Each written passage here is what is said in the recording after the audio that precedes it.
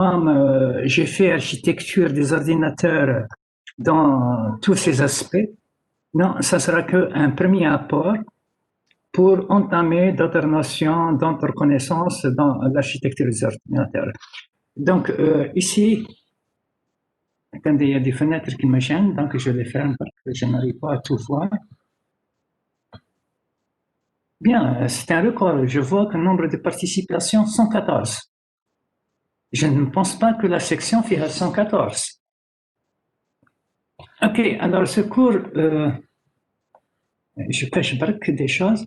Donc, ce cours constitue un premier apport à la bonne compréhension de l'architecture interne et le fonctionnement d'un ordinateur.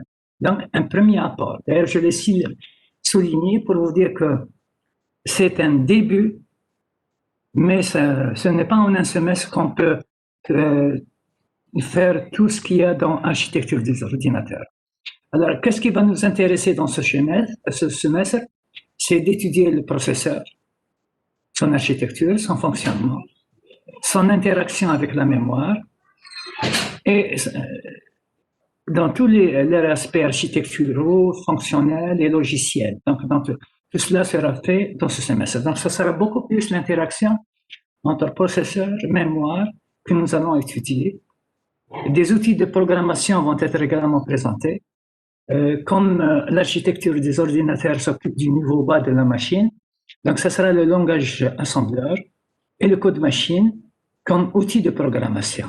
Donc, quand je dis code machine, ça veut dire c'est apprendre à discuter avec la machine dans son propre langage naturel. Son propre langage naturel, c'est le 1 et 0.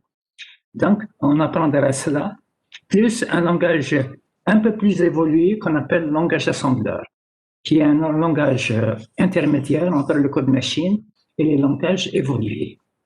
Un autre outil vous sera présenté en TP, c'est ce qu'on appelle le debug. Ça, c'est un outil de mise au point des programmes. Il sera également présenté. Vous allez travailler en TP, Inch'Allah. Et les TP, bien sûr, c'est des TP payants. Alors, il y aura toujours donc, des rapports à remettre, etc. Donc, ça sur l'objectif de l'enseignement de ce module-là. Malheureusement, pour ISIL, ça va s'arrêter à la fin du semestre, mais vos collègues de la section ACAD, eux, vont continuer avec Archi 2 pour aller encore plus dans le détail dans ce module-là. Bien, autre chose, point de vue connaissance préalable recommandé à ce module, vous allez voir, j'accepterai même les étudiants avec zéro connaissance informatique. Oui, avec zéro connaissance informatique. Parce que tout ce que je vais présenter, je vais dire, ils ne connaissent pas ça, et je vais le définir avant de l'entamer. Donc, même si on a un manque dans les connaissances informatiques, vous pouvez suivre ce cours très facilement. Mais un cours comme structure machine, ça va plaire à Madame Gidel, ça sera un plus. Un peu d'algorithmique, oui, ça sera également un plus. Qu'est-ce qui m'intéresse dans le cours structure machine? C'est le système de numération. Et là, dans le cours architecture des ordinateurs, le système de numération qui nous intéresse le plus, c'est le binaire et c'est l'hexadécimal. C'est beaucoup plus ça, le binaire et l'hexadécimal. En plus, bien sûr, du décimal. Le décimal, je ne pense pas qu'il nous pose un problème parce qu'on a 10 doigts et on compte toujours avec nos 10 doigts, donc on est sur le décimal dans notre vie quotidienne. Un peu d'algorithmique, toujours dans structure machine, en plus de système de numération, un peu de circuit logique combinatoire, surtout combinatoire. On aura peut-être besoin de cela également. Et un peu de connaissances sur une machine pédagogique. Et moi, je sais que vous avez fait une machine pédagogique. Quelques connaissances. Je ne demande pas de ciel, je ne demande pas que les très bon dans structure machine, je veux faire quelques connaissances. Tout simplement. Alors, attendez, je lis un peu le chat. Bonjour monsieur, si on étudie archi pour S3 seulement, ça ne me permettra pas pour notre choisi master. Écoutez, vous venez de commencer le L2 laissez le master tranquille, s'il vous plaît. نهضروا عليه في وقته إن شاء الله. En plus de cela, comme j'ai dit, un peu de connaissances algorithmiques, c'est-à-dire comment on écrit un programme, comment on raisonne dans un programme, et un peu de logique dans le programme, tout simplement. Je ne demande pas le ciel, j'ai dit, même avec des connaissances zéro en informatique, on peut suivre le cours Archi, et je serai là, Inch'Allah, pour vous aider avec mes collègues, à savoir Madame Jidel et Madame Bouchen. Ça, c'est pour la politique du cours et pour les objectifs de ce cours-là. Je ne sais pas si vous avez des questions, mais laissez le master tranquille, s'il vous plaît. Mais ça lourd tout le master. C'est bon? Il n'y a pas de questions? Ok, on avance.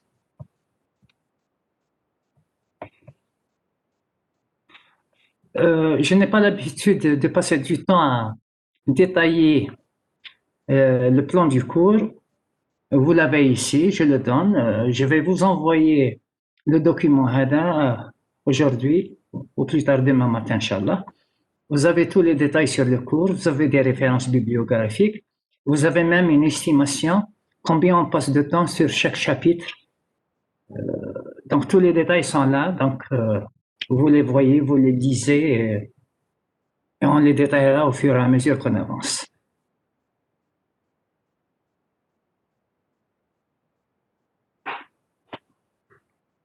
Alors, on va commencer maintenant. Et on va commencer le chapitre 1. On va commencer le chapitre 1 et comme j'ai dit, même si on a zéro de connaissances en informatique, on peut suivre le cours Archi et je vais le prouver au fur et à mesure qu'on avance. Le muhim, c'est comme j'ai dit, il faut communiquer. Quand vous ne comprenez pas quelque chose, ne le gardez pas pour vous. D'ailleurs, on est payé pour cela. Donc, on est là pour vous aider, pour vous assister, donc il n'y a aucun problème. Dites-le, Brak. Non, je ne recorde pas, donc vous le faites vous-même s'il vous plaît. Je me concentre sur mon cours. Donc si vous voulez enregistrer la haja, faites-le vous-même s'il vous plaît. Ok, chapitre 1, donc introduction et rappel. On va commencer un peu avec un peu de culture générale. Et sur la base de cela, donc on va avancer au fur et à mesure. Donc, connaissant rien en informatique, comme j'ai dit, donc peut-être que la première des choses qui serait intéressante, c'est de vous demander qui est cet homme. Vous pouvez me répondre par le son ou bien par le chat, si vous le connaissez.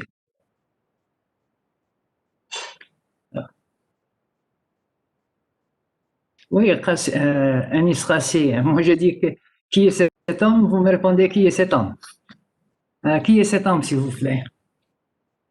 Alors, si vous ne le connaissez pas, je vais vous dire que il a une très grande relation avec votre avenir. C'est-à-dire qu'il vous a influencé pour le choix de votre avenir. Alors, qui c'est cet homme, s'il vous plaît?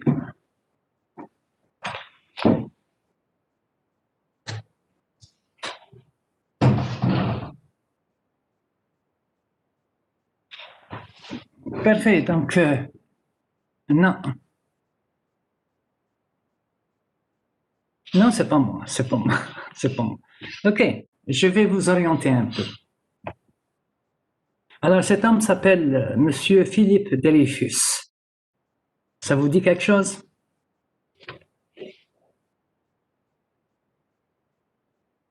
Parfait. Ça ne vous dit rien du tout. Notez que c'est la première notion qu'on apprend en cours Archi. Et cette notion, vous la connaissez. Alors, je rajoute.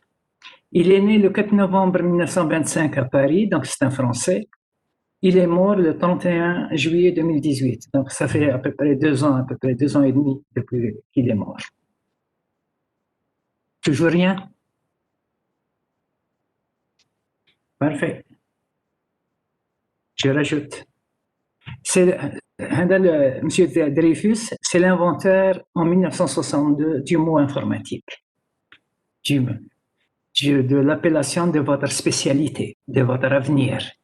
Parce que votre avenir, maintenant, elle est informatique. Donc, le premier qui a créé le mot informatique, c'est M. Philippe Dreyfus.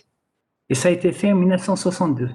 Donc, si vous voulez, le mot informatique, qui est maintenant votre spécialité, il date de la date de l'indépendance de l'Algérie. Donc, c'est en 1962 que ce mot a été créé pour la première fois.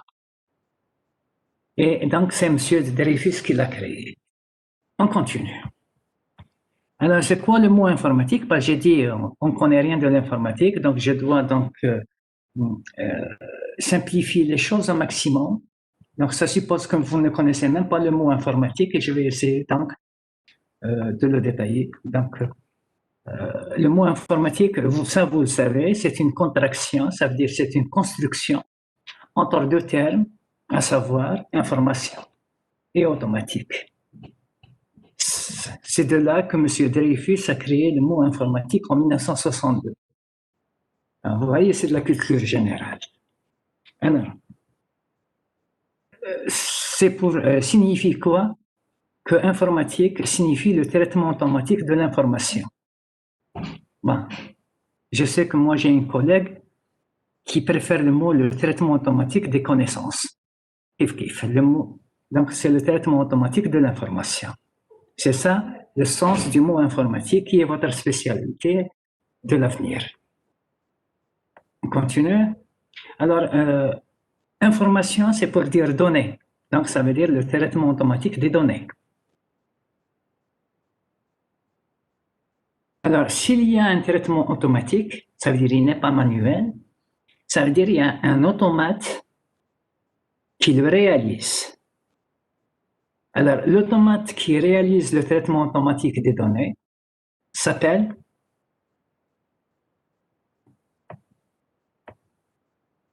ordinateur. Donc, alors, s'il vous plaît, nous venons de commencer à remplir notre dictionnaire. Nous avons commencé par le mot le plus simple, qui est le mot informatique. Nous avons maintenant une définition du mot informatique. Et de là, on est passé à un deuxième mot dans notre dictionnaire, parce qu'on est en train de construire un dictionnaire. C'est le mot ordinateur. Alors, c'est quoi un ordinateur? Parce que le mot ordinateur, donc, fait partie de l'intitulation de notre module qui s'appelle Architecture des ordinateurs. Donc, un ordinateur, c'est l'automate qui réalise le traitement automatique des données. C'est bon? Parfait. On continue.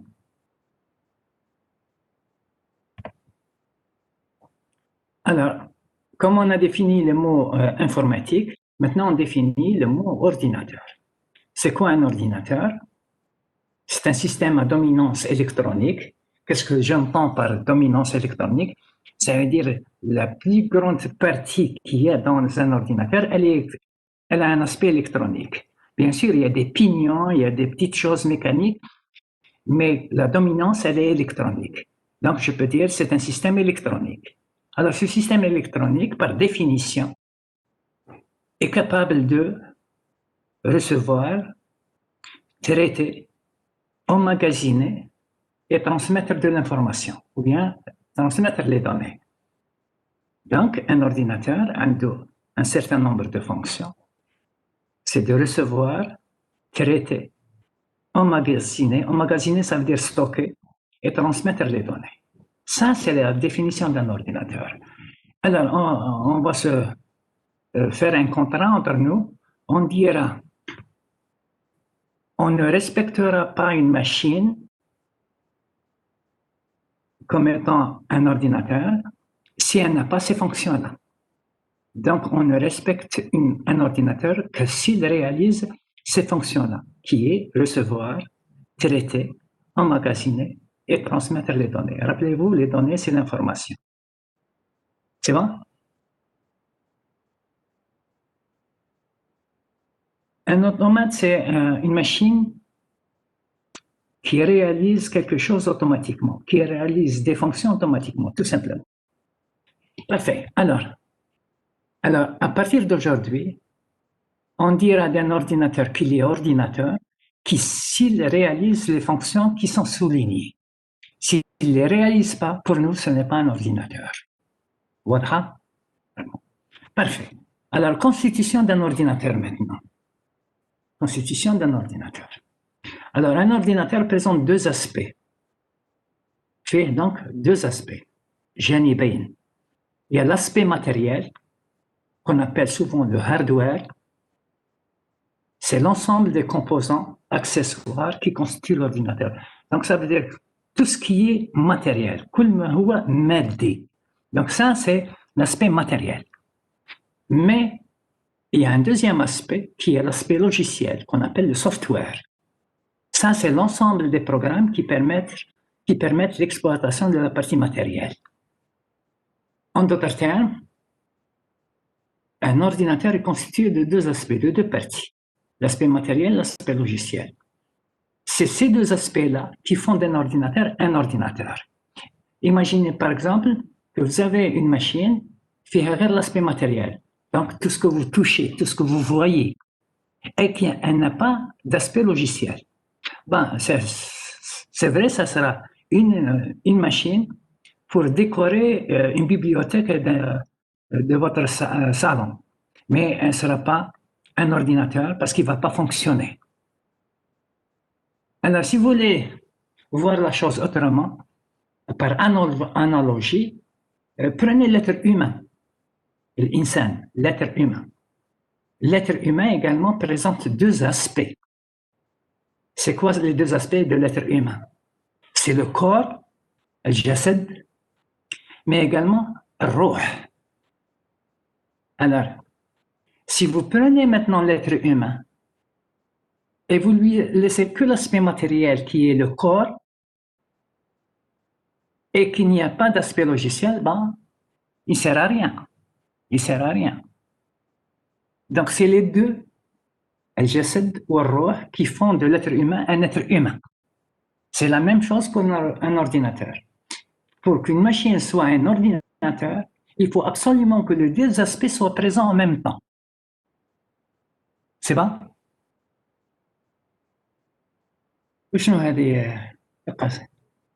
Ok, ça avance dans les chats, donc parfait. Alors, en avant, s'il vous plaît.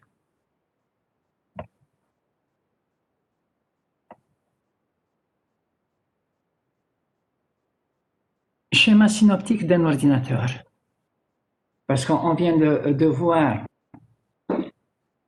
qu'il y a deux aspects. Ici, je suis en train de définir seulement l'aspect matériel et on va s'occuper un peu de l'aspect matériel, tout simplement. On va passer au schéma synoptique d'un ordinateur.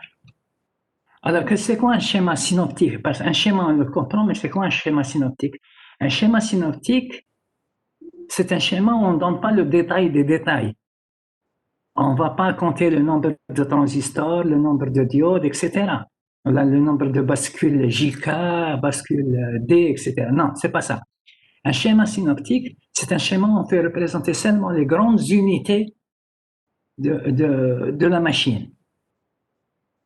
Alors ici, si je prends un ordinateur et je dis c'est quoi son schéma synoptique, eh ben, il suffit que je revienne à la définition de tout à l'heure qui dit qu'un ordinateur est un système électronique capable de recevoir, traiter, emmagasiner et transmettre l'information.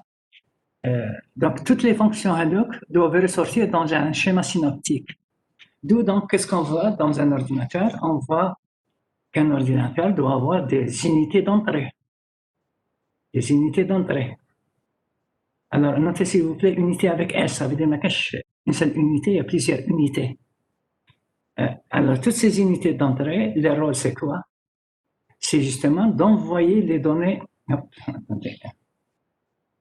C'est d'envoyer les données à l'ordinateur. Ici, l'ordinateur, c'est le système nerveux, c'est l'ICT, je vais arriver à ça. Donc, on envoie les données. Donc, les unités d'entrée permettent d'envoyer les données à l'ordinateur.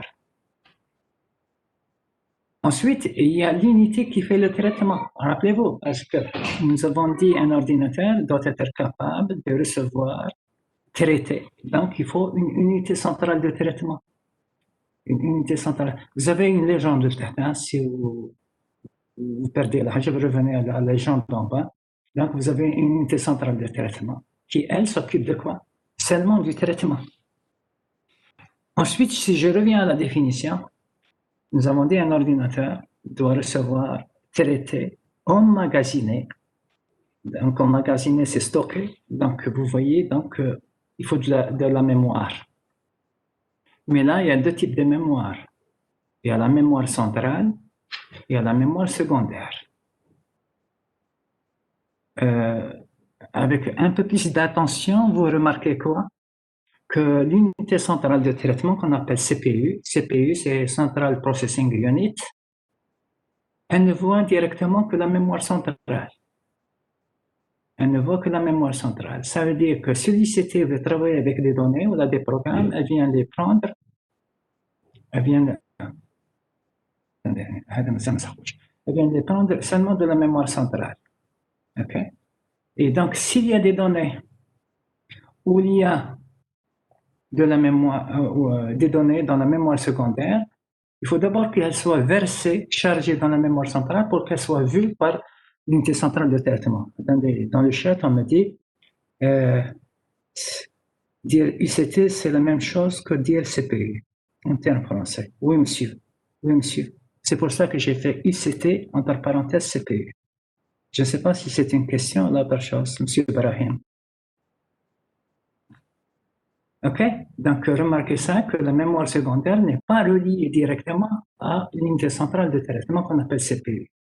Donc, s'il y a des données dans la mémoire secondaire, elles doivent d'abord être chargées dans la mémoire centrale pour qu'elles soient vues par l'unité centrale de traitement. OK. Donc, jusqu'à maintenant, nous avons recevoir. La fonction recevoir, c'est l'unité d'entrée. La fonction traiter, c'est l'ICT ou la CPU. La fonction emmagasiner, donc c'est la mémoire centrale et la mémoire secondaire. Et la définition parle également de transmettre les données. Donc, vous devez avoir ce qu'on appelle des unités de sortie. Notez le S, unité de sortie. Mais je unité de sortie. Donc, finalement, ce schéma synoptique représente bien la définition que nous avons donnée d'un ordinateur. Toutes les fonctions sont là. Recevoir, donc c'est les unités d'entrée. Traiter, c'est l'unité centrale de traitement. Emmagasiner, c'est la mémoire. Et transmettre, c'est les unités de sortie. Donc, tous les ingrédients sont là. Okay. Donc, de temps en temps, s'il vous plaît, je lis le chat pour voir qu'est-ce qu'on me dit. Avec seulement des SST. Monsieur, alors, je ne sais pas si vous voyez le chat, monsieur, on peut avoir des PC avec seulement des SSD. De ce cas, il n'y a pas de mémoire centrale. Jamais, monsieur. Jamais, monsieur. Jamais, monsieur. La mémoire centrale doit être présente. Parce que SSD est considéré comme étant une mémoire secondaire. Jamais. OK, alors je continue. Alors, comme exemple, si vous voulez, point de vue unité d'entrée, nous avons le clavier. C'est une unité d'entrée. Parce qu'en tapant une touche, le code de la touche va aller dans l'unité centrale de traitement. La souris, un scanner, un appareil photo numérique, tout cela, c'est des unités d'entrée, et j'en passe. Mais il y a une unité d'entrée qu'on appelle l'unité d'entrée standard. L'unité d'entrée standard. Qu'est-ce qu'on entend par unité d'entrée standard? Ça veut dire, si jamais vous écrivez un programme et vous dites input une donnée, sans préciser d'où, par défaut, le système d'exploitation considère qu'elle va être prise du clavier. OK? Donc, c'est l'unité d'entrée standard. C'est la seule unité qu'on ne précise pas d'où on prend la donnée. Parce que si on dit faire entrer une donnée, on se tait, automatiquement, le système d'exploitation va dire du clavier. Donc, c'est l'unité d'entrée standard. La même chose, laissez-moi passer à l'unité de sortie. Vous avez l'écran, c'est une unité de sortie. Vous avez l'imprimante, vous avez une table traçante, ça peut être un moteur dans l'industrie. Par exemple, vous avez votre ordinateur qui est en train de commander un moteur pas par exemple. Donc, les données peuvent être transmises à ces unités-là. Il y en a d'autres, bien sûr. Mais si je dis dans un programme, afficher les données et je me tais, automatiquement, c'est l'unité de sortie standard qui va être utilisée. Et l'unité de sortie standard, à ce moment-là, c'est quoi? C'est l'écran. Donc, comme unité d'entrée standard, c'est l'unité par défaut, c'est le clavier. Et comme unité de sortie standard, c'est qui? C'est l'écran. Alors, je lis toujours. Alors, mémoire centrale, c'est la RAM plus cache du processeur, c'est ça? Je vais arriver à cela. C'est Ibrahim, je vais arriver à cela. Très rapide. Parce que je la mémoire. OK, on continue. Donc, alors maintenant, si je viens à l'UCT, écoutez, ici, je ne suis pas en train de rentrer dans les détails, je suis dans l'introduction, c'est des rappels, donc je passe rapidement. Les détails viendront par la suite. Alors, si je viens à l'UCT qui est CPU, alors, qu'est-ce qu'il y a dans le CPU? Alors, dans l'UCT, bien sûr, il y a les registres. Parmi les registres, il y a les registres généraux. Alors, c'est quoi un registre? Un registre, c'est un lieu de stockage, un emplacement de stockage, mais c'est un emplacement de stockage le plus rapide dans l'ordinateur. C'est le plus rapide. C'est quoi le plus rapide? C'est en termes d'accès. C'est-à-dire, si vous demandez une donnée à partir d'un registre général, l'information vient très rapidement. Si vous écrivez, comme le temps d'accès est très rapide, la donnée sera écrite très rapidement. Si vous comparez, par exemple, lire à partir d'un registre ou bien lire à partir de la mémoire est très très lente par rapport à un registre. Et vous savez que l'informatique, c'est le temps. Enfin, c'est le temps et c'est l'espace, mais ici on parle du temps. Et qu'est-ce qu'on entend par registres généraux?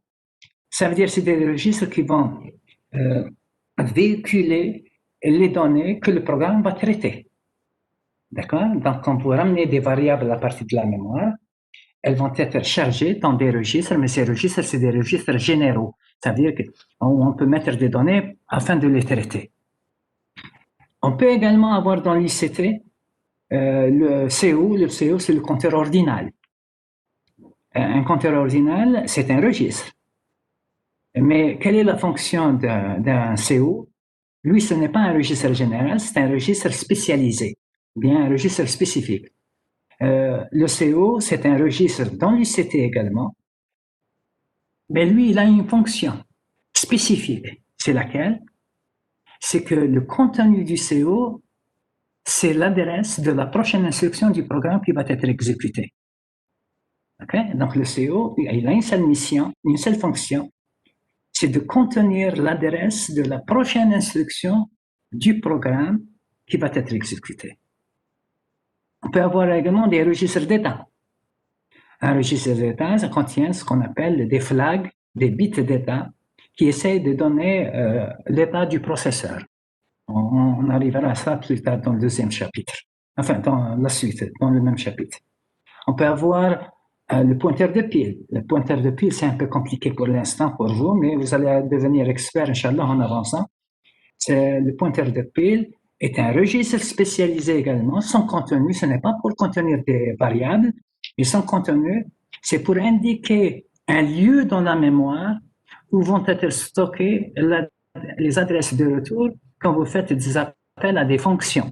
Hein? Les fonctions, rappelez-vous le cours algo, les fonctions, les procédures. Parce que quand j'appelle une fonction dans le cours algo, il va y avoir un appel où on va sur un autre code, mais quand ce code est terminé, on revient au lieu d'où on a appelé cette fonction-là. D'accord? Donc, il y a des allers-retours. Donc, où est-ce que les adresses de retour vont être sauvegardées? C'est dans ce qu'on appelle une structure qu'on appelle la pile, et cette pile est indiquée par ce qu'on appelle le pointeur de pile. Comme sur ça, vous allez devenir expert plus qu'on a en avance. Alors, je jette un coup d'œil un peu sur le chat. Alors, on me dit beaucoup plus rapide, beaucoup plus rapide, beaucoup plus rapide. Vous parlez des registres par rapport à la mémoire, beaucoup plus rapide. Et je vais détailler cela par la suite. Alors, que nous dit Améroche? Incrémenter l'adresse de la RAM. Je ne comprends pas cette question. Incrémenter l'adresse de la RAM. plus 1. Je n'ai pas compris la question. Si vous voulez me dire, en passant d'une case mémoire à une autre, je vois. Le CO? Non. OK, j'ai compris. Si vous parlez du CO, que l'adresse va être incrémentée de plus 1 à chaque fois, ça c'est fou. Parce que ça dépend de la taille de l'instruction. Il y a des instructions qui ont un seul octet en code machine, qui ont 2 octets, qui ont 3 octets. Et les instructions de Intel, la taille des instructions varie entre 1 et 6 octets. Donc ça dépend. L'instruction en cours, je la taille تاعها pour passer à l'instruction suivante. Si l'instruction en cours a un seul octet, ça veut dire que le compteur ordinal va être incrémenté de plus 1 pour passer à l'instruction suivante. Mais si l'instruction en cours a 2 octets en code machine, donc ça veut dire que le CO va être incrémenté de plus 2. Maintenant, si l'instruction en cours a 6 octets en code machine, quand elle est dans la mémoire, a 6 octets, ça veut dire que le CO va être incrémenté de plus 6. Donc ça dépend de la taille de l'instruction en cours. Donc l'incrémentation n'est pas forcément de plus 1. Qu'est-ce qui est égal? Une autre question. Là, c'est l'IS. Les registres peuvent contenir des adresses mémoire? Oui. Why not? Oui, oui. Si vous avez fait les mots d'adressage, oui, oui. Ça peut être une indirection pour aller à la mémoire. Et vous allez faire ça, Inch'Allah. Vous allez le faire, Inch'Allah. Inch'Allah. Khalid, incrémenter le CO pour prochaine instruction. Oui. Le CO, quand vous êtes sur un programme, donc c'est des instructions qui se suivent, n'est-ce pas? Positionnez-vous sur une instruction. Quand cette instruction est en train de s'exécuter, le CO déjà contient l'adresse de la prochaine instruction. Alors, c'est bien, vous posez des questions, c'est excellent, c'est excellent. Donc, moi j'ai dit communiquer, apparemment, vous communiquez, excellent, j'aime bien ça. Alors, incrémenter le CO pour prochaine. Alors, de Amira, c'est quoi le UCC? ما سملحقت لها شاميرة je vais en parler يعني كنت مال بوينتر دوبي لهذاك je vais en parler إن شاء الله. دراس مسيو j'ai rien compris. شوف مسيو دراس هاي مال اسمعني مليح شوف j'ai 34 ans هذا الصوار pendant 34 ans d'enseignement اسمعني مليح واش راح نقول لك. Je suis capable de répondre à toutes les questions, Inch'Allah, بالتوفيق. Ou si je n'ai pas de réponse, je dis je vous donnerai la réponse la prochaine fois.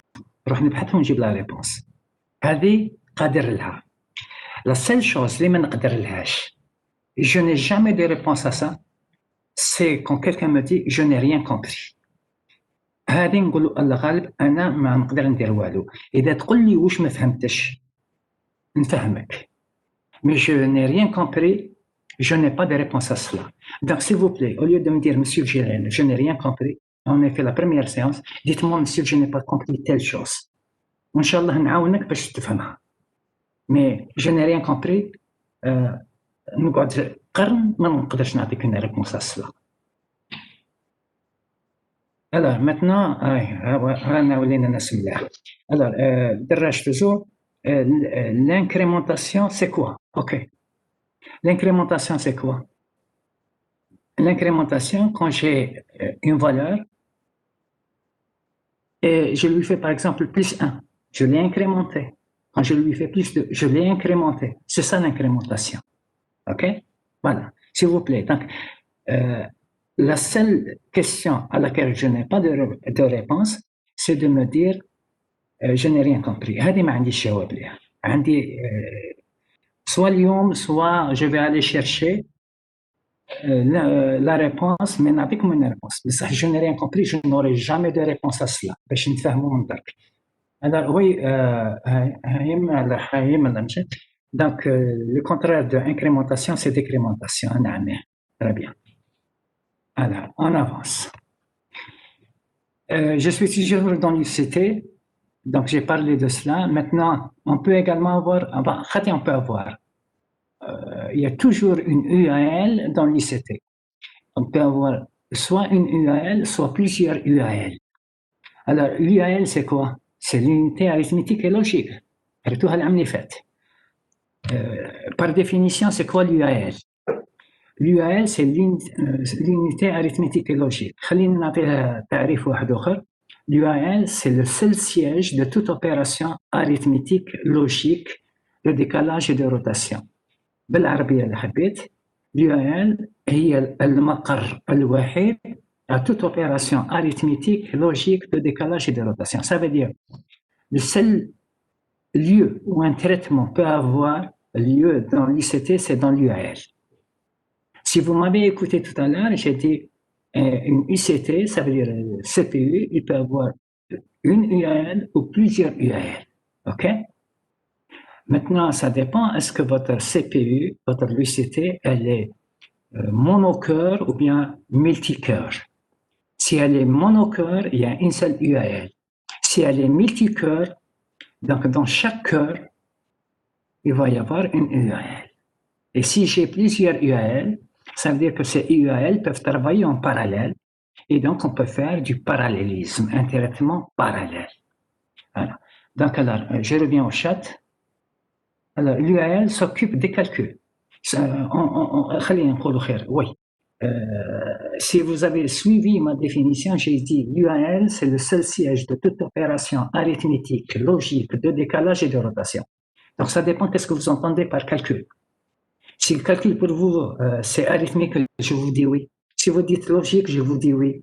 Si vous me dites décalage, je vous dis oui. Si vous me dites rotation, je vous dis oui. Alors, Maria Jadi, qu'est-ce que vous nous dites ici? Monsieur, s'il vous plaît, est-ce que vous pouvez répéter la définition du pointeur de pile?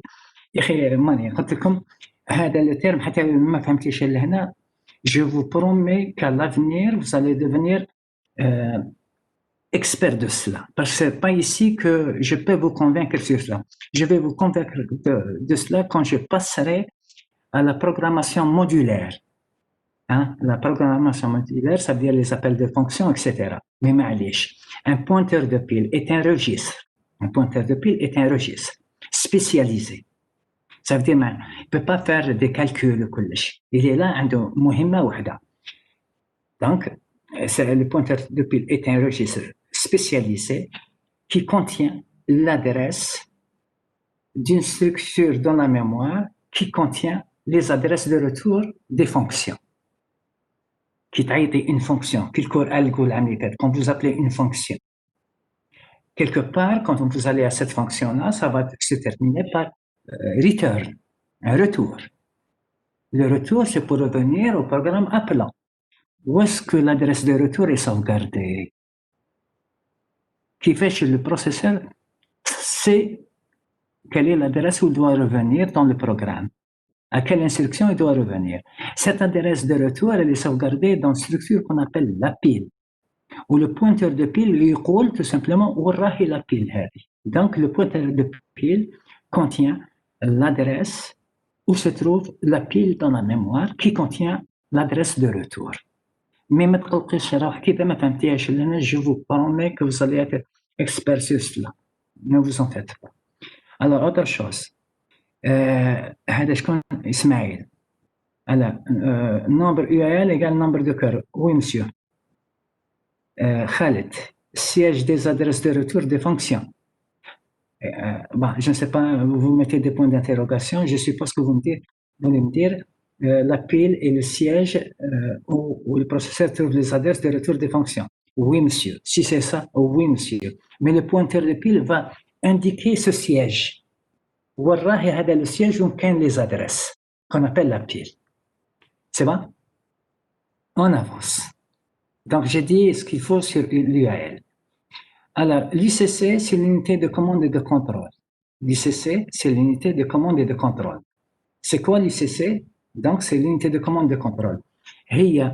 Ça veut dire, si vous venez à l'ICT ici, il y a une unité ici qui s'appelle l'UCC, l'unité de contrôle et de contrôle. Qu'est-ce qu'elle fait, Hadi?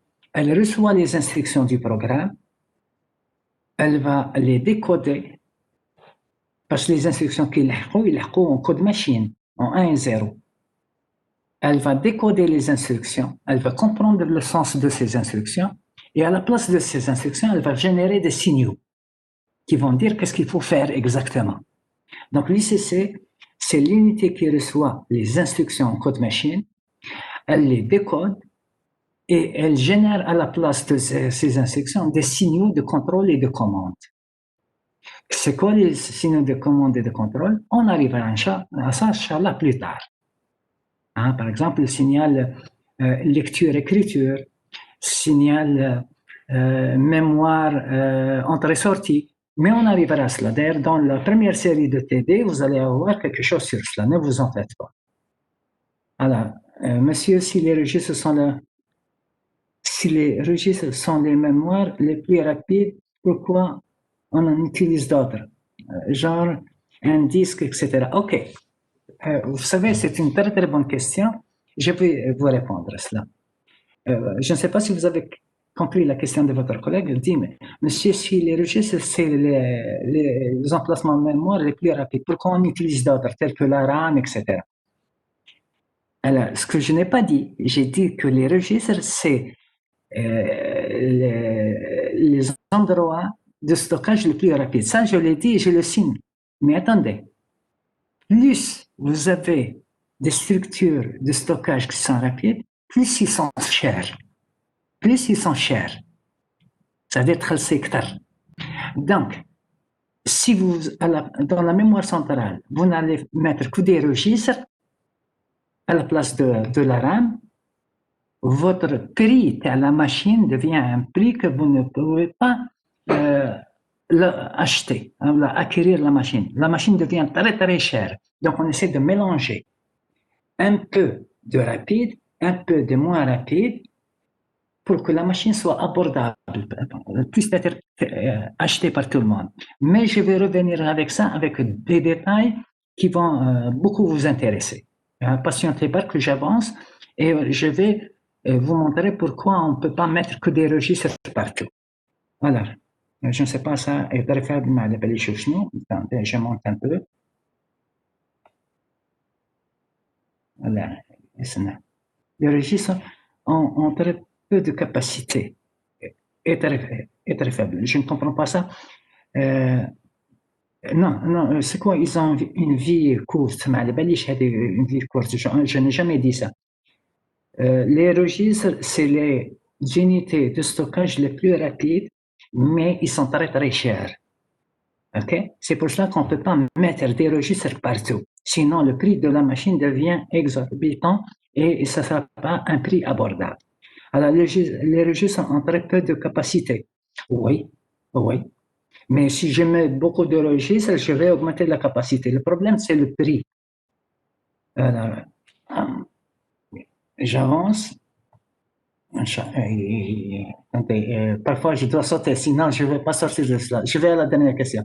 Mais si on avait plusieurs URL, ils vont fonctionner simultanément ou alternativement? Ça dépend, est-ce que je suis sur un traitement séquentiel ou bien parallèle? Si je suis sur un traitement séquentiel, elles vont travailler alternativement, si vous voulez. Si je suis sur un traitement parallèle, donc elles vont travailler simultanément. Par exemple, avec un exemple. Supposez vous avez une matrice, ou bien vous avez des matrices que vous voulez sommer. Vous voulez faire la somme de deux matrices. Donc, on a dans son mot, là, je peux faire du parallèle, parce que quand je prends le premier élément de la première matrice et le premier élément de la deuxième matrice, ça n'a rien à voir avec les deuxième éléments des deux matrices. Donc, je peux faire le traitement parallèle en même temps. D'accord? Donc s'il n'y a pas de dépendance entre les données, oui, je peux faire un traitement parallèle. OK. Donc, j'ai terminé brièvement qu'est-ce qu'il y a dans l'ICT. Brièvement, parce que c'est des rappels ici. Hein. Je passe à la mémoire, s'il vous plaît. La mémoire centrale. La première des choses, cette mémoire, je peux la lire. L'ICT peut la lire, mais elle peut également l'écrire. Donc, vous voyez le sens du bus qui est là, contrairement à ce bus qui est là, qui est unidirectionnel. Pourquoi? Parce qu'ici, les unités d'entrée, vous arrivez à voir quand je bouge le curseur de la souris, s'il vous plaît. Est-ce que vous le voyez quand je le bouge, Park? Ok, très bien. C'est le bonheur. Donc, vous voyez par exemple le flux qui est là, il est unidirectionnel. Pourquoi? Parce que les unités d'entrée, la mission de les données. Elles ne reçoivent jamais des données de l'UCT. Donc, c'est unidirectionnel. Ça également, c'est unidirectionnel parce que les unités de sortie reçoivent, mais n'envoie jamais à l'ICT. Par contre, ici, vous voyez, le flux, il est bidirectionnel. Ça veut dire on peut lire comme on peut écrire dans la mémoire. Bien, vous allez me dire, eh bien, si la mémoire centrale, c'est de la RAM. Parce que si c'est de la RAM, ça peut être que dans un seul sens, parce que la RAM, elle est unidirectionnelle, n'est-ce pas? OK. Alors, dans la mémoire centrale, je peux avoir de la SRAM, de la DRAM ou bien de la RAM. Tout cela peut être dans la mémoire centrale. Mais dans les configurations actuelles qui sont dans le commerce, dans la mémoire centrale, on met de la DRAM. Donc, il y a une différence entre la SRAM et la DRAM. Alors, vous vous rappelez, la RAM, c'est quoi? La RAM, c'est une mémoire volatile. D'accord? Volatile, ça veut dire si jamais la sonnerie gaz coupe l'électricité, donc vous perdez le contenu de la mémoire RAM. Mais il y a deux types de RAM. Il y a la SRAM, c'est la RAM statique, et la DRAM, la RAM dynamique. Vous me suivez? La RAM, elle n'est pas à lecture-écriture, donc elle est seulement à lecture. Mais quand je suis sur la RAM, ma RAM, elle est à lecture-écriture, mais elle est volatile, bien sûr. Donc, on a deux types, bien si vous voulez, deux grandes familles de la RAM. Écoutez bien ça, si vous voulez, parce que je reviendrai souvent sur cela. La SRAM, c'est la RAM statique. La DRAM, c'est la RAM dynamique. Alors, la mémoire centrale, elle est bourrée de DRAM. Elle est bourrée de DRAM. يعني فيها غير la DRAM. وعلاش؟ Parce que la DRAM, elle n'est pas chère. Elle n'est pas chère. OK? Et comme elle n'est pas chère, donc je peux mettre beaucoup de mémoire parce qu'elle n'est pas chère. Mais elle est très lente. Elle est très lente. Ça veut dire qu'en l'ICT demande une donnée de la mémoire centrale pour un traitement. La mémoire centrale prend beaucoup de temps pour lui donner cette information-là. OK? Donc elle est lente, mais elle n'est pas chère. Et comme elle n'est pas chère, on remplit la mémoire centrale de DRAM. Mais on ne met pas de la SRAM. Parce que si dans la mémoire centrale, vous mettez seulement de la SRAM, eh bien, le prix de votre machine, de votre ordinateur devient un prix très très cher, inabordable. Et tout à l'heure, je vais vous montrer, si on a le temps, les prix de la SRAM et de la DRAM. Vous allez dire, c'est pas vrai. Ben, on peut sauter si vous voulez. Je vais revenir. C'est juste pour vous montrer Inch'Allah, le prix et je reviendrai sur ce schéma. Ah non, comment je vais faire? Ok, معليش, on avance maintenant. معليش. Allez, voilà. شوفوا la SRAM. La SRAM sont pris à peu près par gigabyte. Hein? Par gigabyte, moi je parle byte. Byte, c'est 8 bits, n'est-ce pas? Gigabyte, ça veut dire par nombre de cases mémoire. Donc le prix moyen à peu près d'une SRAM qui fait à peu près 1 gigabyte, ça dépasse $1000. OK? Mais si vous prenez la DRAM, le prix pour 1 gigabyte, c'est à peu près $10. Donc vous voyez que la DRAM رخيصة بزاف par rapport à la SRAM, n'est-ce pas? رخيصة énormément. Donc, si quelqu'un s'amuse dans la mémoire centrale à mettre la SRAM, eh ben pour chaque gigabyte, déjà, vous allez payer plus de $1000. Et donc, vous voyez, votre machine elle devient très, très chère, n'est-ce pas? Par contre, si dans la mémoire centrale, vous mettez seulement de la DRAM, ben vous ne payez pas beaucoup. C'est à peu près $10 seulement pour 1 gigabyte. Et donc, le prix de la machine devient abordable, n'est-ce pas? En contrepartie, vous voyez la SRAM, la RAM statique, elle est très chère, mais voyez son temps d'accès. 1 à 10 nanosecondes. Ça veut dire quand le processeur demande une information de la SRAM, la mémoire SRAM تعطيها له en 1 à 10 secondes. C'est très très rapide, n'est-ce pas? Par contre, vous voyez quand le processeur l'ICT demande une information de la DRAM, elle prend en moyenne 100 nanosecondes pour lui donner cette information. Donc, vous voyez, elle est très lente, n'est-ce pas? Elle est très lente. C'est-à-dire, je te dis, tout simplement. Donc, je reviens donc au slide. Qu'est-ce qu'il y a dans le chat? Donc, alors, Anis Racine nous dit c'est 100 fois le prix à peu près. C'est juste pour vous prouver qu'on ne peut pas mettre de la SRAM dans la mémoire centrale parce que sinon le prix de la machine devient très cher. Voilà, c'est l'idée de la chose. Alors, je reviens s'il vous plaît. On compte. Voilà. Donc, on s'est mis d'accord que pour que le prix de la machine soit abordable, la mémoire centrale, elle est bourrée de DRAM. Alors, la DRAM, encore une autre fois, رخيصة. Donc, on peut mettre beaucoup de DRAM sans influencer le prix. Et on évitera à faire de la SRAM. Notez s'il vous plaît, les registres qui sont là sont considérés comme étant de la SRAM. Donc, c'est très, très rapide, mais on ne peut pas mettre beaucoup, tout simplement. On ne peut pas mettre beaucoup. OK? Donc, on peut avoir de la DRAM, un peu de ROM ici dans la mémoire centrale. Je passe maintenant ici. La mémoire secondaire. Comme j'ai dit tout à l'heure, la mémoire secondaire, c'est quoi? C'est le disque dur. Le HD, c'est le disque dur. OK? C'est le flash disk. C'est SSD. SSD, c'est un type de disque dur à semi-conducteur, donc beaucoup plus rapide que le HD. Des bandes magnétiques. Donc, ça, c'est la mémoire secondaire. Ça veut dire jamais votre processeur ne peut lire des données directement de votre flash disk. Tout ce que vous lisez dans le flash disk doit d'abord être versé dans la mémoire centrale pour qu'il puisse être lu à ce niveau. OK? Donc, il n'y a pas de connexion directe entre les deux. D'accord? Il n'y a pas de connexion directe.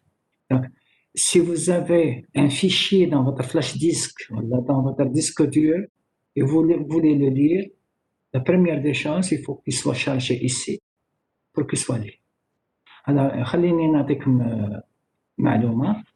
Par exemple, supposez vous avez un fichier Word dans votre flash disk que vous voulez lire. Hein? Supposez que dans votre flash disk, il y a un fichier Word que vous voulez lire. C'est bon? Donc, vous allez vous insérez votre flash disk. Ensuite, vous allez à Word. Qu'est-ce que vous allez dire? Fichier ouvrir, n'est-ce pas? Fichier ouvrir. Alors, fichier ouvrir, derrière ouvrir, qu'est-ce qui va se passer? Le fichier qui est là va être chargé ici, dans la mémoire centrale. C'est ça, ouvrir. Comme ça, vous pouvez maintenant le traiter avec l'ICT. Et quand vous terminez avec votre fichier, quand vous terminez, vous savez que la mémoire centrale qui est à base à DRAM, et la DRAM, elle est volatile, n'est-ce pas? La DRAM est volatile. Ça veut dire si vous laissez votre fichier dans la mémoire centrale et vous coupez l'électricité de votre machine, vous allez perdre votre fichier. Alors, qu'est-ce que vous faites avec Word? Avant de couper, et alors que votre fichier est déjà chargé ici, vous allez dire fichier enregistré sous. Et enregistré sous, ça va faire quoi? Le fichier va aller de la mémoire centrale vers la mémoire secondaire. Voilà. J'espère que c'est clair. Alors, je lis un peu vos chats. Voilà. Désolé, je ne peux pas tout lire parce que un employé de bien présenter le cours et faire autre chose. Lorsque le CPU fait des changements sur les données, OK, stockées dans la RAM, et que les mêmes changements sont faits sur les données dans la RAM, et comment? Okay. Vous savez, la RAM, elle est d'abord à lecture seule, elle n'est pas à écriture. La RAM a sa propre utilisation. La RAM, elle n'est pas utilisée pour les fichiers utilisateurs. C'est beaucoup plus pour les fichiers système, tels que les fichiers le BIOS, etc. J'en parlerai plus tard. Donc, on n'est pas dans le même terrain. Parce que c'est dans la RAM ou bien dans la DRAM qu'il y a les fichiers utilisateurs, les programmes utilisateurs. On ne les met pas dans la RAM. Dans la RAM, ce qu'on met, c'est des choses. Pourquoi? Parce que Les programmes qui sont dans la RAM, ils sont à lecture seule. Donc, ils sont protégés contre l'écriture. Donc, on n'est pas sur le même terrain, si vous voulez. Et alors, ça étant terminé, j'avance. Donc, فهمنا que voilà un schéma synoptique qui répond bien à notre définition d'un ordinateur. Un ordinateur est un système électronique capable de recevoir, traiter, emmagasiner et transmettre l'information. OK. Alors, sur les architectures modernes, en plus qu'il y a ça, je parle des architectures modernes, en plus qu'il y a ça, vous pouvez avoir autre chose. C'est quoi cette autre chose-là? Alors, il y a un deuxième type de mémoire qu'on appelle le cache, la mémoire cache. Okay. Alors, s'il y a des mémoires cache, elles sont sur certaines machines, les dernières, elles ne sont pas sur Tasman, c'est mémoire cache. Alors, c'est de la mémoire, mais c'est des mémoires qui sont très, très rapides, les mémoires cache. On peut avoir une mémoire cache L1. L1, c'est pour dire niveau 1, level 1. Comme je peux avoir des caches niveau 2 et niveau 3. Alors, ces caches-là sont très rapides. Pourquoi? Parce qu'ils sont à base de SRAM. Elles sont à base de SRAM. OK? Donc, elles sont très, très rapides. Alors, on les utilise pour accélérer la lecture des données à partir de la mémoire. Alors, comment ça se passe? Quand vous allumez votre machine, c'est le cache L1 ou le cache L2, L3, ils sont vides. Parce que vos données sont là. Bien sûr, j'ai la mémoire secondaire. Supposez vous demandez une variable X qui est dans la mémoire. Donc, il y a une instruction dans le programme qui dit lire variable X. Que va faire l'ICT? Elle va commencer à aller au premier cache qui est là. Elle lui dit, est-ce que tu as la variable X? Comme on vient de démarrer la machine, donc il n'y a pas la variable X. Donc le cache va dire, alors l'ICT va faire quoi à ce moment-là? Elle va aller au cache 2, lui poser la même question. Comme on est au début, la variable X, elle est ici, elle n'est pas là. Donc, le cache L2 va dire Meshandi. Cache L3, Meshandi. Donc, l'ICT à ce moment-là va dire je n'ai pas trouvé la variable X dans le cache. On appelle ça en termes informatiques un cache miss. Un cache miss. Si vous traduisez le mot miss, كي تدخل واحد يقول لواحد I miss you, ça veut dire توحشتك, ça veut dire ماكش là. Donc, quand le processeur, l'ICT ne trouve pas la donnée qu'elle cherche dans le cache, on dit c'est un cache miss. C'est un échec du cache. Donc, à ce moment-là, que va faire l'ICT? Elle va aller à la mémoire pour chercher la variable X. Donc, ça va lui coûter le temps à la DRAM, qui est un temps très, très, très lent. La personne a dit la DRAM est très lente. Mais, qui l'ICT trouve le X, elle ramène le X, mais elle ramène également les voisins de X. Donc, elle va ramener tout un bloc. Le X, c'est le voisin de X. Elle va le charger là, elle va le charger là. De telle sorte que la prochaine fois, si l'ICT demande X, il est dans le cache. Et donc, ça sera très rapide. Même si on demande le voisin de X, imaginez vous êtes sur un tableau, vous avez lu une donnée, vous allez lire la donnée suivante. Et comme maintenant on a ramené un bloc qui est ici, donc la donnée suivante, elle est ici. Et donc on va profiter du temps d'accès de la SRAM qui est très, très rapide. Dernière chose que je dis sur les caches, plus je m'approche ici, plus le cache est petit. Donc le cache L1 est plus petit que le cache L2 et le cache L2 est plus petit que le cache L3. Parce que plus le cache devient grand, plus on perd un peu de temps pour aller chercher la donnée. Je vous entends mal, والله je vous entends mal. لا تعيطي عندك haut-parleur عيطي. Sinon écrivez-moi. Non, je vous entends mal. Mais je vais lire un peu le chat si vous voulez. Alors, le LDR, on parle de quel niveau au juste? يعني قلت لكم Le cache L2, on parle de quel niveau? Le cache L2, c'est le niveau 2. Le cache L3, c'est le niveau 3. Et que c'est par rapport à la vitesse ou quoi? شوف هذا SRAM, هذا SRAM. Donc ils sont très rapides. Mais n'oubliez pas que si le cache devient plus grand, ça veut dire que ça va prendre beaucoup de temps à l'ICT pour aller fouiner dans ce cache-là pour trouver la donnée. Donc, ça veut dire que chercher une information de la L1 est plus rapide que la chercher dans L2 et L3 parce que l'espace est plus grand, tout simplement. Sur une machine actuelle, le cache L1 fait quelques kilo-octets, quelques kilobytes seulement. Le cache L2, il fait des centaines de kilo-octets.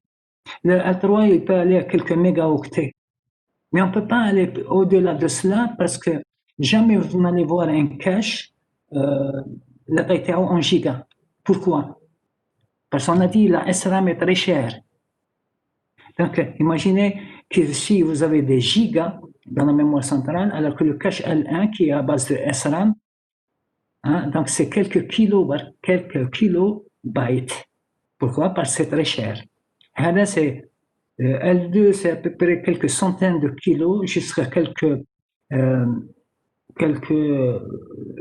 mégaoctets. Mais on ne peut pas aller au-delà de cela parce que sinon la machine elle devient très très chère, tout simplement. Alors, LD ou L3, on parle de quelle par rapport au processeur. Est-ce que c'est par rapport à la vitesse? Quand on dit, oui, par rapport au processeur, s'il vous plaît. Parce que le plus rapide, c'est les registres du processeur, tout simplement. OK. Alors, on avance. Donc, la structure des caches qui sont en dehors de la mémoire centrale, qui sont à base de SRAM, on le fait pour accélérer l'accès aux données d'un programme, tout simplement. Donc, au lieu d'aller chercher toutes les données à partir de la mémoire centrale, on préfère aller les chercher ici parce que c'est beaucoup plus rapide. Et le cache utilise ce qu'on appelle le principe de la localité partielle, spatiale et temporelle pour aller chercher les données à partir de là. Ça, c'est autre chose. Je vais à autre chose maintenant. Attendez, حبيت نحي هذه ونخلي معلش ما نضر ماشي. Alors maintenant, laissez-moi vous poser une question, s'il vous plaît. Vous êtes d'accord avec moi que ce schéma respecte bien la définition que nous avons donnée, emmagasiner, stocker, etc. Hein? Recevoir, emmagasiner, traiter et transmettre les données. Hein? Donc, on a toutes les fonctions qui sont là.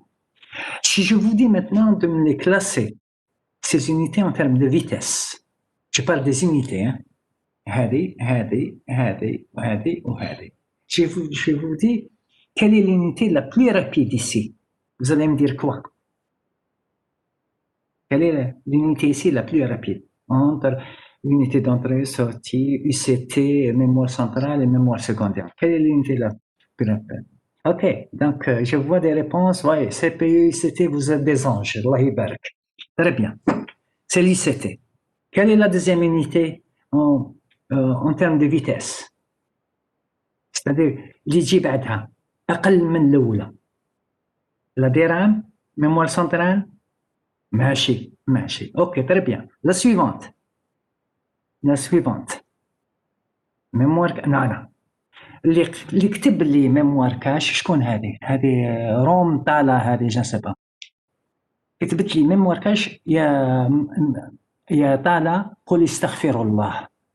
OK, parce que mémoire cache c'est de la SRAM.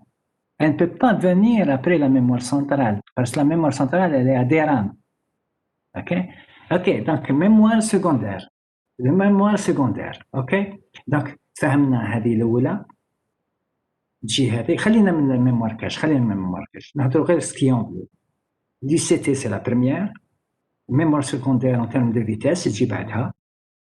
mémoire secondaire تجي بعدها. OK, ماشية من بعد جينا les unités d'entrée-sortie qui sont les unités d'entrée et de sortie. OK, mais écoutez-moi ici. Si on vous dit que la mémoire centrale, l'ICT, son temps d'accès, c'est-à-dire le temps d'accès à une donnée, par exemple, il y a 1 nanoseconde وهذه سي 10 نانو سكوند اكسيتيرا، وهذه مثلا 100 ميلي سكوند، وهذه كلك ميكرو سكوند. Vous allez me dire, les chiffres sont très petits, n'est-ce pas? On ne voit pas la différence bien une nanoseconde et 10 nanosecondes. Alors, on a des spécialistes, des experts qui se sont dit, هاي نكبروا l'échelle باش الناس تشوف مليح en termes de vitesse شكون أسرع par rapport à qui. Donc, il y a des experts باش يعاونوا la vision des gens, كبروا l'échelle. Donc, ils se sont dit, si je suppose, écoutez bien ça, si je suppose, أفترض أن l'unité de temps de travail, هاي مكتوبة لهنا، si je suppose que l'unité وحدة العمل في l'ICT c'est 1 heure، كبروا l'échelle باش الناس تشوف مليح. Si on suppose que l'ICT c'est 1 heure, alors que حنا هضرنا قلنا c'est 1 nanoseconde à peu près. Quel serait à ce moment-là le temps équivalent de l'unité de travail au niveau de la mémoire centrale? Alors, خليني تجيني هي بس. Voilà. Chauffe, c'est l'unité de temps de travail. Si on suppose que c'est 1 heure, كبرنا l'échelle pour voir clair. OK? L'unité du temps de travail à ce moment-là, équivalent de la mémoire centrale, c'est 1 jour. Donc, il y a un rapport à peu près de 24. OK? Est-ce que tout le monde voit ça?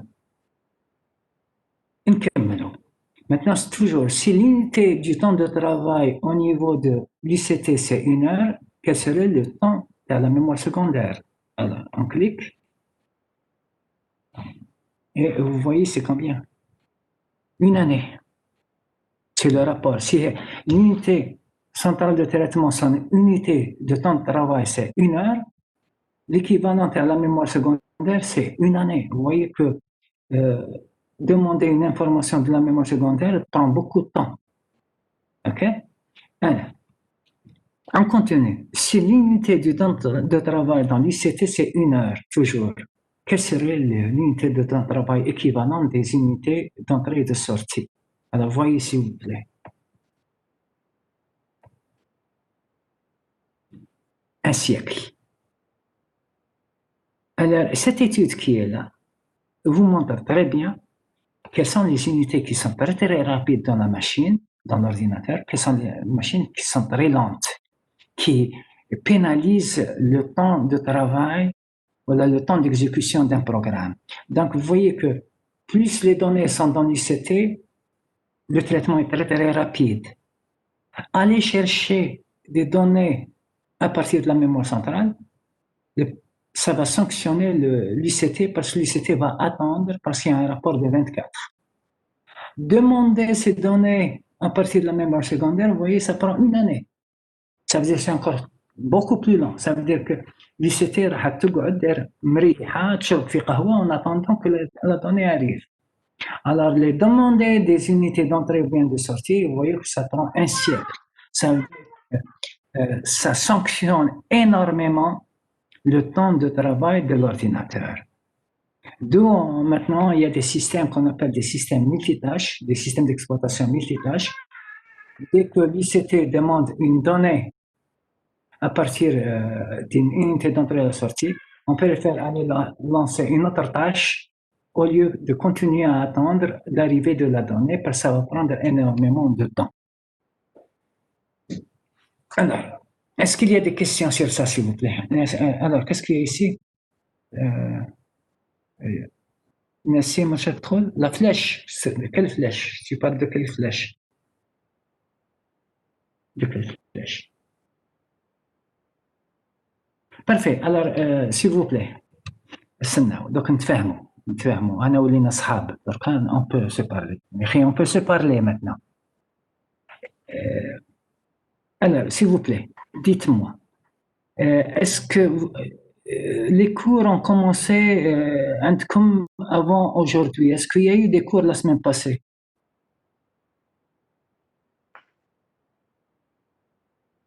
Un seul, termine le cours, s'il vous plaît. Sunday? What Sunday? Sunday will be tomorrow. Logique mathématique. OK. Parfait. Donc, moi, samedi, c'est dimanche. Ok, mercredi, صحيح. Très bien. Un seul coup, هذه حاجة. Deuxième chose, je sais que تحشموا مني quand je demande des choses ما تردوش مسيو عياشي. Vous allez voir, نغلبكم في الوقت. نغلبكم في الوقت. نعود نعرفكم الكل. Alors, je peux poser ma deuxième question? Je peux? Euh, oui, monsieur, très bien. Vous êtes gentil, على بالي. Ok, alors écoutez-moi s'il vous plaît. Les TP ما يكونوش السمانة هذه. Les TP, il n'y aura pas de TP cette semaine. Vive les vacances, n'est-ce pas? Mais, pour qu'on puisse nous préparer au TD, qui vont commencer la semaine prochaine, j'aurais besoin de votre gentillesse. Est-ce que vous pouvez me débrouiller une deuxième séance de cours cette semaine? C'est باش نحضروا روحنا لل TD, tout simplement. Est-ce que vous pouvez me proposer une autre séance de cours cette semaine? Que je préfère تكون mercredi ou la jeudi? Oui, monsieur, on peut voir avec nos délégués. Donc, s'il vous plaît, est-ce que شوف أنا نقسموا la poire en deux والمصلحة ليكم مش ليا. Donc, il n'y aura pas de TD cette semaine. Mais, or we can do a vote. What vote? No vote. استنى اصبروا. خلينا présentiel مش présentiel. Voilà ce que je veux exactement. Vous n'aurez pas de TD cette semaine. Ça, c'est clair. Ça, c'est clair. Madame Bouchen, c'est juste pour avoir un maximum de connaissances pour aller faire le TD, n'est-ce pas? Donc, أنا راح نعفس على قلبي ندير لكم un cours supplémentaire. Alors, essayez de me proposer soit le mercredi, soit le jeudi un cours, s'il vous plaît. Soit le mercredi, soit le jeudi. أنا خيرت النهار, soit le mercredi, soit jeudi. انتم تفهموا بين بعضكم. أنا نشوف mercredi, jeudi, تفهموا بين بعضكم. J'ai choisi le jour, نخليكم vous choisissez l'heure. Ça peut être في الليل, في النهار, مع الفجر, le moment que vous voulez. تفهموا مع le délégué كلش, ابعثوا لي قال monsieur on veut tel jour à telle heure et ça me fera beaucoup de مع الفجر. Très bien. مع الفجر. Ok, très bien, مع الفجر. Je serai debout, ne vous en faites pas. إن شاء الله نكونوا ملحيين. إن شاء الله. On peut faire ça? Monsieur le délégué, اسمه الديليغي تاعكم عبد الهادي سعيود. Très bien. J'attends de vous de m'envoyer s'il vous plaît. Bonjour عبد الهادي. نعيط لك عبد الهادي معليش. Oui, monsieur.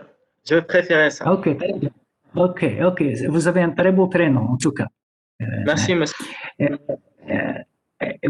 Vous allez me contacter s'il vous plaît. Après avoir consulté votre... Oui.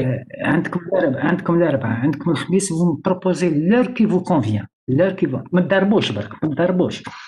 Vous me proposez l'heure qui vous convient pour faire un deuxième cours. Je compte sur vous, Inch'Allah. Inch'Allah, monsieur. Ok. Donc, on va arrêter le cours ici. Je vais vous envoyer ces parties-là, Inch'Allah. Et merci beaucoup. Vous êtes très gentil. Vous m'avez plu. Vous participez très bien. On continue à travailler de cette manière. Ok?